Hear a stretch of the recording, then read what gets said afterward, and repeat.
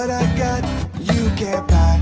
It resides between my eyes. Walked through the fire, came out better on the other side. See, life's like a beach if you find the sand. And right now, I'm feeling like 100 grand. You are listening to Inspired Insider with your host, Dr. Jeremy Weisz.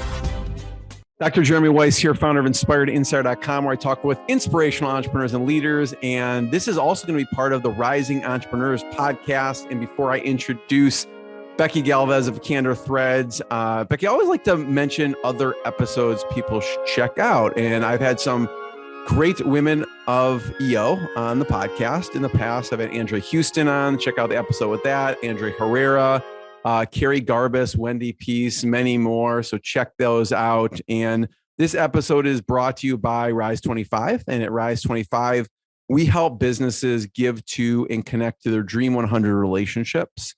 And how do we do that? We help you run your podcast. You know, for me, Becky, the number one thing in my life is relationships. I'm always looking at ways to give to my best relationships and profile the people and companies I most admire. I've found no better way to do that over the past decade than to have the people I admire on my podcast shout from the rooftops what they're doing and share it with my friends, my colleagues, and my audience. So if you've thought about podcasting, you should. If you have questions, go to rise25.com. You can email us anytime. Both my business partner and I, John, have been doing it for over a decade. So feel free to ask us anything that comes to mind. And I'm excited to introduce today's guest. Becky-Galvez is the CEO of Candor Threads, formerly known as Shop for Ties. And Candor Threads first started out as corporate textiles in 1982 when founder Arnie Cap began making cold calls to sell ties. And Arnie started winning over customers and connections from his basement office. And more importantly, he instilled the importance of speaking with candor and treating every customer as a friend.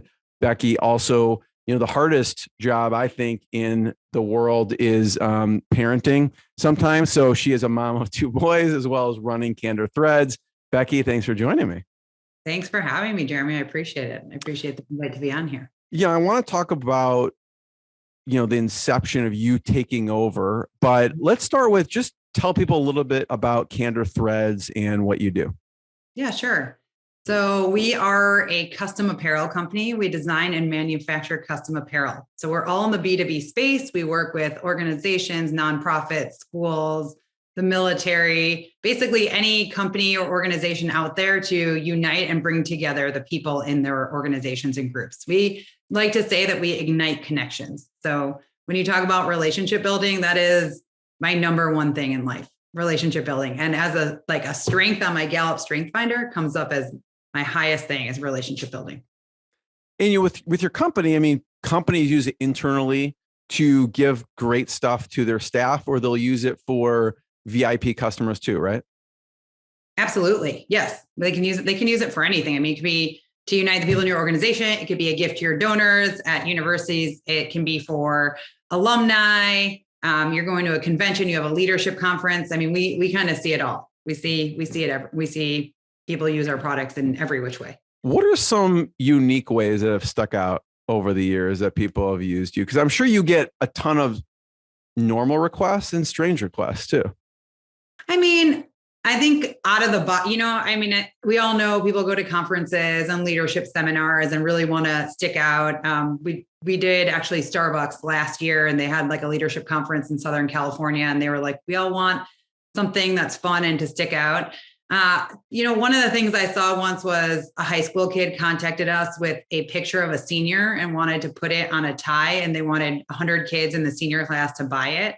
And so we repeated his picture all over a tie, and they had 100 kids buy it, and we distributed it and everybody wore it. I guess the guy was a vending machine bandit, and they put, this little label on the back of the tie, which was pretty hilarious. But we see it all. Family reunions, sometimes they're not the normal what we see, but they want to come together and do something creative with their shields or different family crests on them. So just a lot of different things. And, we were talking before you hit record, one of the coolest things you've done with ties around a big sporting event.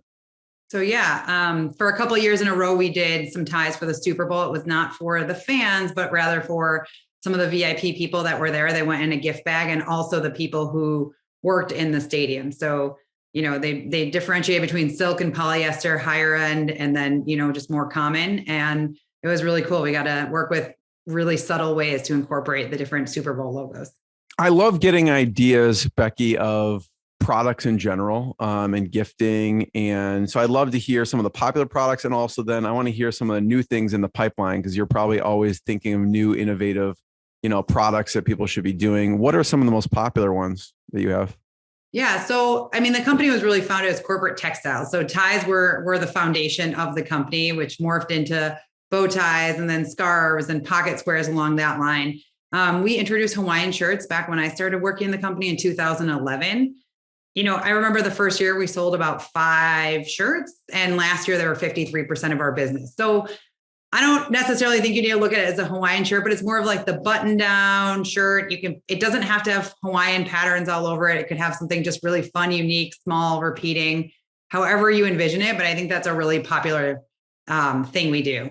Last year, we incorporated a bunch of new custom apparel products with socks and scrunchies and twillies and bandanas. We really are trying to be unique, custom apparel, niche. We're not going into t-shirts. We get requests all the time to do t-shirts, and we share with our partners, hey, we have a client for you to do t-shirts. But so we're constantly thinking of ways to be different.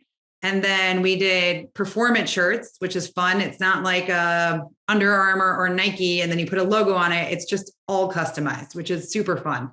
The final thing we have coming out, which we're really excited about, are custom scrubs.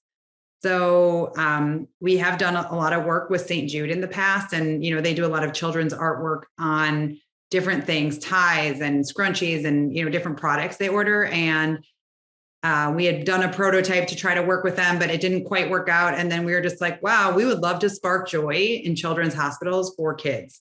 And so we have been building out 6 or 7 iterations of this prototype. I think we finally have the material, and we're going to get ready to launch pretty soon to market. Becky, speak to that part about how do you decide whether to take on a new project or not? Like you said, if someone wants shirts, just normal shirts, you'll say, we don't do that. I think it's just super competitive. Like if you look around and see who your competitors are in a t-shirt world, everybody, screen printing, and they have the machinery, and most people could do that. And so what's going to set us apart? What's going to differentiate us? We're really looking for ways to be different, unique, and then still really ignite connection. And so when we look at a product, if it's something that everybody is doing, it's kind of like, how successful are we going to be with that when X person already has that footprint? So we really, scrubs is a huge market as we look at it, but no one's really doing custom scrubs. So, or if they are, it's not very popular right now. Yeah.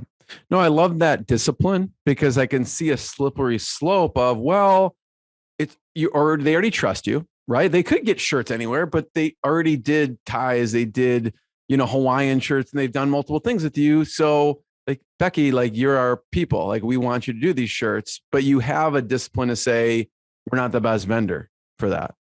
Because we totally aren't. And I think it's just owning and knowing your capabilities and what you can and can't do. And sometimes we think we're going to be able to do a certain product with our supplier, and we go and it takes 3 or 4 times. And we're like, all right, if you can find this elsewhere, please go and look for it, because it doesn't seem like it's going well, and we'll work really hard. We've looked at doing custom blazers for one of our customers, or, custom. People had Hawaiian shirts. It was a Princeton reunion years ago. And then they had the straw hats, and they wanted the little thing, the band that goes across the hat. And we're like, that's just cotton. It's apparel. We can definitely do that. We just need sizing. And so we kind of learn more or less what we can and can't do. And we're figuring it out as we move forward. We will talk about your crazy COVID journey. Okay. Because when I think of COVID journeys, I think of your story as really a crazy path. But I want to back up and talk about the path to you running Candor Threads, because you weren't always in the business. Nope. No. I came out of college and went to grad school and became a Spanish teacher. So I actually taught middle school Spanish up on the North Shore of Chicago. And then I decided after a couple of years that I was going to move back to Chile, because I had studied abroad there and I had a group of friends, and I felt like I was young and wanted more experience internationally.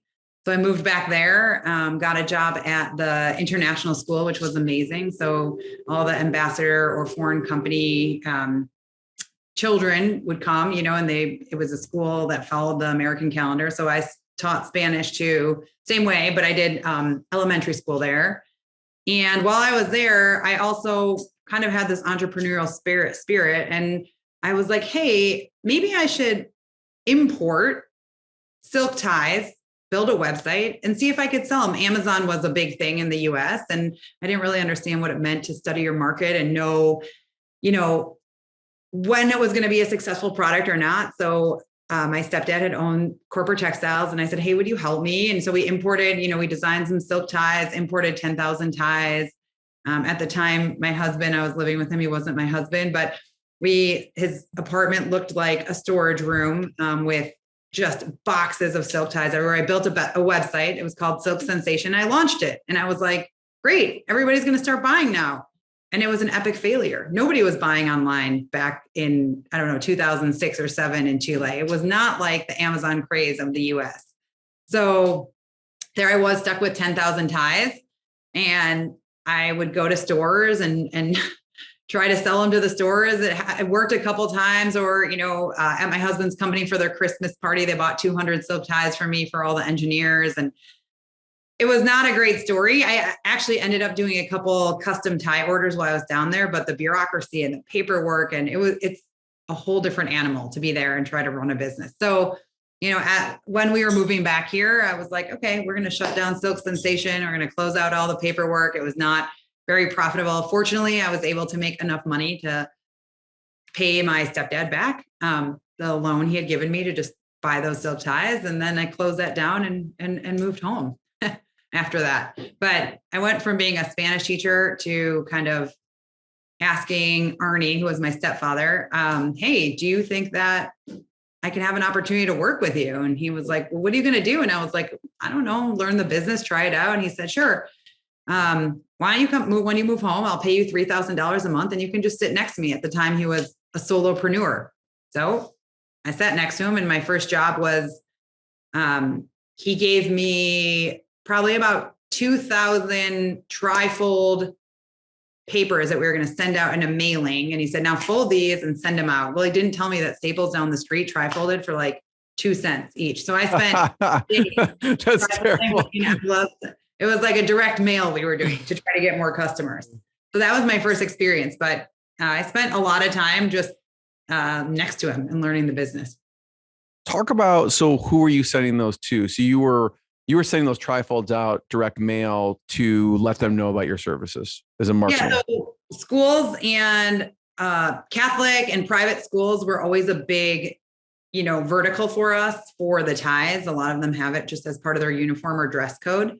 So I remember at that time we had bought a list and created a mailer and, printed out little 8x11 pieces of paper and we're just sharing about our products, sending a direct mailer to schools and private and Catholic schools. What do you do today to get the word out? Do you still do direct mail? We have done it. COVID was tough, actually. We decided we'll do like some cool postcards, and we got a lot of return to senders because people weren't in the office. But I mean, we do a huge combination of, digital marketing online, Google AdWords, and then a lot of our business is relationship building, just building out our networks and our relationships and really connecting with people, referrals, repeat customers. We do emailer campaigns. I think we do it all. We look at it and we're like, okay, what is our marketing strategy? And it, most successful is always a referral and someone you've worked with and comes back to you and, has more people like themselves who want what they had gotten. And then probably least successful are these email campaigns or direct mailers. But once in a while you get, a customer or two. Becky, talk about the evolution of the staff. So it's Arnie in his basement. Mm-hmm. Right. And then it's you and Arnie. Well, what was the upstairs office? There you go.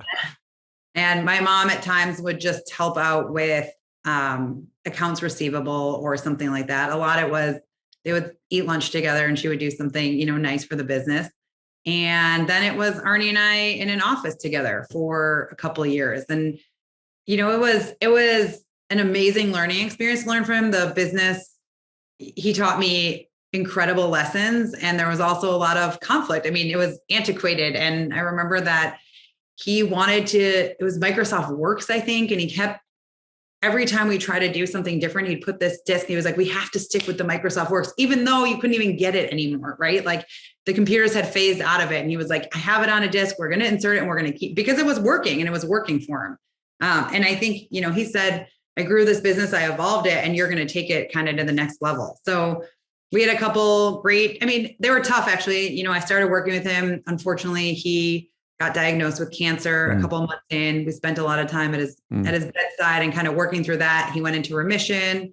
I had a kid, got pregnant, had a second kid, got re-diagnosed, and he ended up actually passing away 2 months before, 2 days before my second son was born. So, watch the funeral from my Sorry to hear that. Oh my God. Thank you. It was a wild ride, but I will say in the times we had together, I learned a lot from him. And if there is one thing I could say is that he was an extreme relationship builder. Like I would remember sitting next to him and he would be on the call for 45 minutes. I was like, what are you doing? Like it's 45 minutes. It's the grandkids, the dog, and I was like, oh yeah, I get it. It's kind of in our nature to just, my employees say the same thing about me all the time. I'm like, hey, you got to find ways to really, really connect with the customers, and they're like, well, we try. And I'm like, first you can talk about the weather. I know it's super cheesy, but everybody wants to talk about the 40 degrees and the snow in Chicago today. And then it spirals into something else and something else. And somehow there's just this like connected element that Arnie had. And I feel like, I have as well. So it feels very kind of like a natural synergy. What, Becky, was another big lesson that you remember or learned from Arnie? I think probably just to keep going through the tough times. Like I wasn't in the business, but I know they went through some tough times in the recession. And I remember him maybe looking at when you ask, is a product work or not? I remember him looking at a blanket business and they maybe tried it. And it was like, oh no, that's not our forte. It didn't work out. But I think, resilience to keep moving forward, to really do what you love to do. He spent a lot of time just talking to people on the phone, and he was super jazzed about it. And I have that same sensation. So just relationships, connectedness. Your journey at the beginning of COVID was kind of crazy. It was very crazy. I got interviewed I remember a reporter called me and I got interviewed by 2020. I think it was end of February. They were like, hey, what are you experiencing? Our suppliers are in China. We have a great relationship. We've had, a 2-decade-long relationship with them.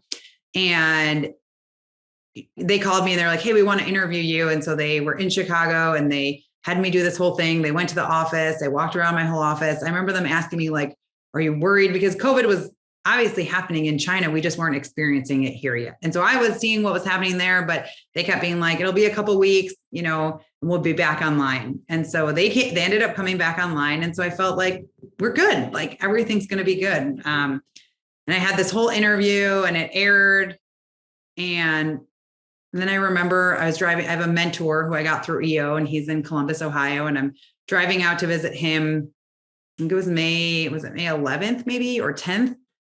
And I'm getting calls in my car like, hey, Becky, we're going to have to cancel our order. Hey, it looks like things are freezing up. And I was like, oh man, this is not good. And so it was cancellation call after cancellation call after cancellation call. I went and I spoke to him. We had a long conversation. He shared with me his experience about the recession and having to let a lot of his employees go. And that it was a really tough time. And, at first I came back thinking I was going to hang on to my employees. And then, in the next days that were coming, it was more cancellation. Everything just started to shut down. And I said, oh man, there's no need for our product. Our product is about people coming together and connecting and being in a space together. And everybody was going into isolation. So really quickly, we lost probably about 95% of our business. And I sat on calls with my EO forum about my cash runway, about what I could do. And, it took a couple of weeks, but we decided, I let my employees go. I held on to 2 of them. And at that point we decided, hey, we have these Chicago themed Hawaiian shirts in the office. I am hearing about all my friends in the restaurant industry who are just also suffering. Locally, we're going to sell these Hawaiian shirts and we're just going to donate all of this to buy food for the frontline workers. So for a couple of weeks, probably a month, we had this great campaign going. I had a bunch of friends who are nurses and doctors just being burnt out, friends who are in the restaurant industry. And we had these Hawaiian shirts that we had made that were awesome. They were Chicago themed. And we're like, we'll rally people together. We'll sell them, put them in the mail, and everything we get from that we'll use to buy at a local restaurant and deliver to nurses and doctors or people on the front lines, policemen, anybody we knew that we could help. So we did that. I spent a lot of time going around to different places. And it was about April 3rd when LA came, or 4th, and LA came out with this mandate. And they were like, we're going to have everybody start wearing cloth face coverings, and they should be made of cotton material. And I looked and I was like, is this where we're going? And it was that night that I said, hey, we make shirts in cotton already. If this is what they're saying, why don't we if everybody's gonna have to start wearing these masks, and what we're used to is doing something customized, why don't we do customized masks? So it was probably about 2 days of back and forth conversations with my supplier, showing prototypes, what it would look like. And he had sent me his first iteration of it. And I was like, this is great. Let's run with it. And so I just opened up the floodgates. I said, hey, we can make customized masks in bulk for B2B organizations. And it was just the craziest thing. I mean, within about 3 weeks, I had to hire everybody back and start hiring more people. And I worked more than I've ever worked in my life during COVID. I mean, I spent probably about 16 to 18 hours a day in my office because I needed to be there and just navigating everything that was going on. But we ended up having in 2020 the best year in business that we had ever had, going from being down 95%. So it was definitely crazy. Also scary because all we were selling were masks. That was it. So as soon as the masks started to kind of come down at the end of 2020, do we even have a business left? What's 2021 going to be like? And I think there was a lot of fear around that and uncertainty and, not knowing. We just saw the mask orders tank and we're like, is anybody going to come back? Does anybody want anything else? So we got stuck in this place of the high to uh-oh, should we be cautious now?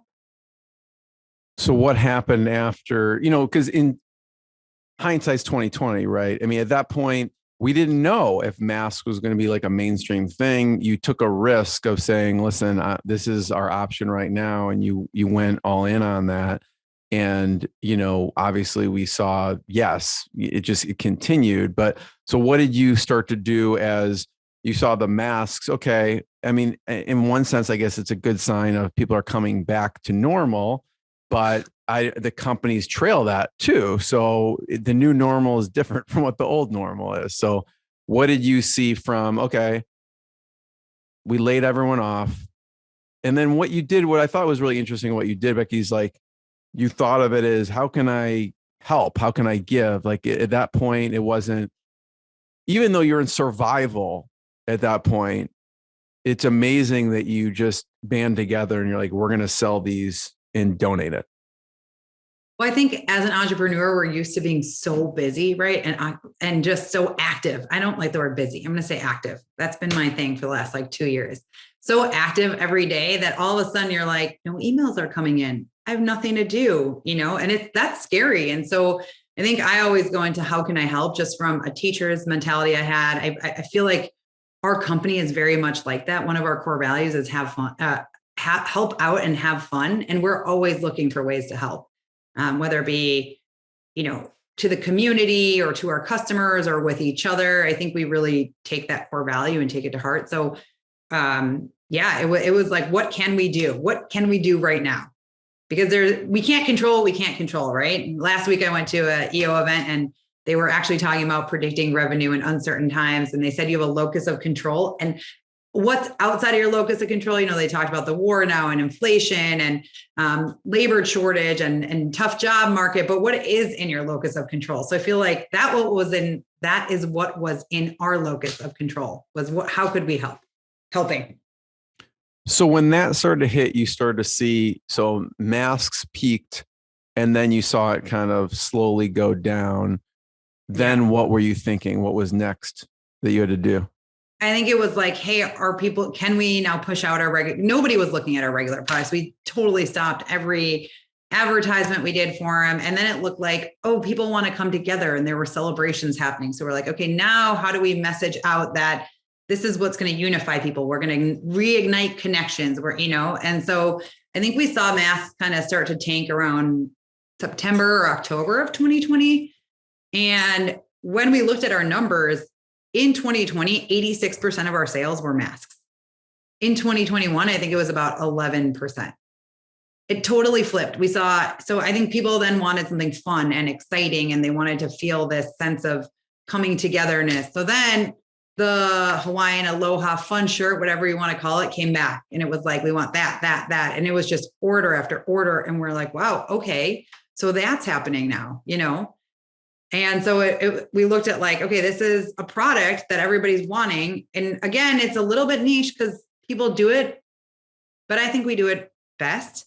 And it's not a super saturated market. So it's like, wow, we have all of these untapped customers, plus all of our previous customers, like, let's re-engage with them. Like, we're going to start re-engaging and sending out new messaging of like, we can probably put our masks away. And mask was the thing that, we got in on it early on, but everybody was then doing it. Like, it felt like every company was, making masks. So everybody had their mask supplier. We were some people and somebody else used somewhere else, and you liked the masks you liked. And so, yeah, that was kind of our trajectory. It's amazing. It's It is a wild ride. What I like is even serious professions, you make fun with the Hawaiian shirt. So I'd love to talk about the military a little bit. Yeah.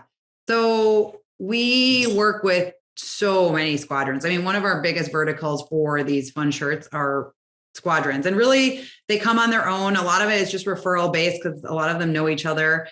It's a lot of actually like fighter pilot squadrons, helicopters, like aviation. And so they give us their logo or their crest or their squadron patch. And we build these fun shirts for them. We give them artwork and then they buy them. And we always get these super fun pictures that they send us. Like, we had this event, or we could, we're deploying and we want to celebrate something together. And it's just so nice to see them like with these big smiles on their face, and, for all the service that they do for our country, that giving them a moment to like feel connected in a way that's not in their regular daily military uniform is pretty cool. Plus they have so much fun with them. Like, they're always sending us just these super fun pictures that we get to look at and talking about how big of a difference it made for their squadron. So that has been a huge vertical for us. And we're looking to really explore more of that and understand, how to reach more squadrons, as well as looking at some partnerships. How can we give back? They have a military discount, but also, again, we took a 1% pledge. So whether it's time, service, or product, or money, product, or service, we always want to find ways to give back. Nice. Yeah, there was one of the events we did with Bunker Labs. I don't know if you've heard of them. I'll have to introduce you to them. They're kind of a veteran entrepreneur organization. So that's a fun one. So shout out to Bunker Labs and what they do over there. And we'll have to introduce you to Becky. Becky, I have one last question. And before I do, I just want to point people to candorthreads.com. So everyone should check it out. It's Candor threads.com. Are there any other places on your website or online we should point people towards? I mean, I think you got it. One thing I did want to add was when I think about fun groups, we've seen a lot of increase in the aerospace groups for us. So, all the people trying to go to space, like, it's a fun shirt to make. So we've done a lot of work with them, as well as the Googles and the Facebooks and Ubers. Like a lot of the tech companies are really big into like trying to have fun. So that's been a super fun journey to kind of go on. And, they all operate in their own silos. So if you work with, Google in California, you're not working with Google in Chicago. It's kind of interesting to see how none of them know they've worked with the same vendor, but yet they're all kind of producing similar products, or they're thinking similarly. But as far as finding us, I mean, just at candorthreads.com. I'm on LinkedIn, connect with me. I always really honestly enjoy meeting anybody and love talking to other entrepreneurs. Like, it's super, EO has been my place. That's where you and I met, Jeremy, but they're truly like my tribe of people, and connecting with other entrepreneurs and just, having that energy flow between you is something like I haven't experienced in other places. So Becky, my last question is about that, which is mentors, and it could be of recent years, of late years, any mentors you've had and some of the advice they've given you that sticks out. Yeah. I mean, I have my mentor, and he's in Columbus, Ohio, and he, took a brand public and sold it. And he's a retail brand, and he's been incredible for my journey. I think just from whether you're a $1 billion company or $1 million company or $200,000 company, we all experience very similar things. And I think he's really brought that back for me and helped me understand that nobody likes to fire anybody. On the day I have to fire somebody, it's horrible. But on the day he had to fire somebody, even though he had thousands of employees, it was a horrible day for him as well, uncomfortable. And, so I think that's been really awesome for me. And he's really had me, when you talk about how do you know what you want to invest in or build out, he's really had me avoid the shiny object syndrome. If I take an idea to him, let's really work that through. Let's talk it through, financially, let's look at it. And so it's been really awesome to work with someone who's been there, done that multiple times for different companies, and can really just help me focus on not the shiny object syndrome, but what's working really well. Let's keep doing what's working really well. And are there other ideas that could work well? Well, let's talk about them before we just kind of launch in and do them. Love it. Becky, I want to be the first one to thank you. Everyone, check out candorthreads.com, more episodes of the podcast. And thanks, everyone. Thanks, Becky. Thank you, Jeremy. I appreciate it. What I got, you can't buy. It resides between my eyes. Walked through the fire, came out better on the other side. See, life's like a beach if you find the sand. And right now, I feel like $100 grand.